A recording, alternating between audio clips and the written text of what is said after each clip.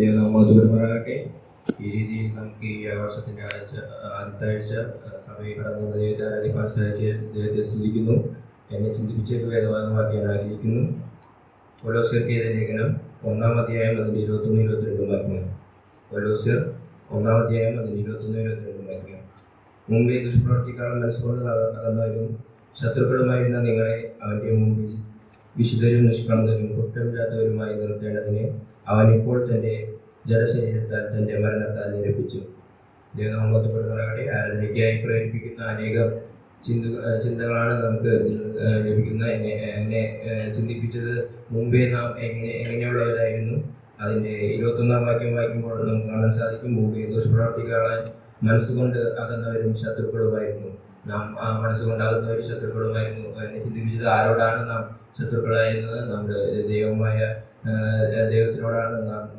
റോമാലേഖനം അതിൻ്റെ 5-ാം അധ്യായം 10-ാം വാക്യവും റോമാലേഖനം 8-ാം അധ്യായം അതിൻ്റെ 7-ാം വാക്യം വായിക്കുമ്പോൾ നാം ദൈവത്തോട് ശത്രുക്കളായിരുന്നു എന്ന് നമുക്ക് കാണാൻ സാധിക്കും.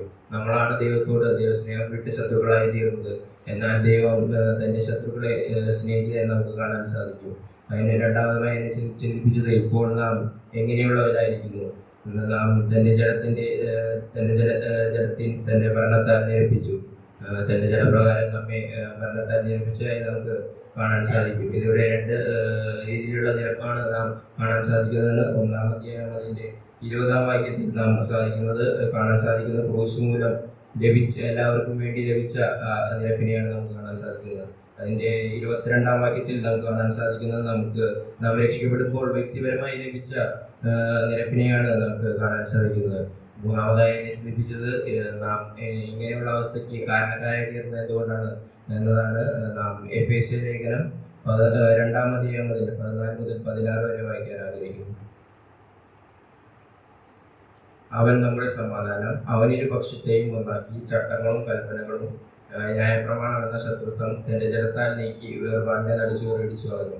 സമാധാനം ഉണ്ടാക്കിക്കൊണ്ട് ഇരുപക്ഷത്തെയും തന്നെ ഓരോ പുതു മനുഷ്യനായി സൃഷ്ടിപ്പാനും ക്രൂശിന്മേൽ വെച്ച് ശത്രുത്വം ഇല്ലാതാക്കി അതിനാൽ ഇരുപക്ഷത്തെയും ഏക ശരീരത്താൽ ദൈവത്തോട് നിരൂപിച്ചു.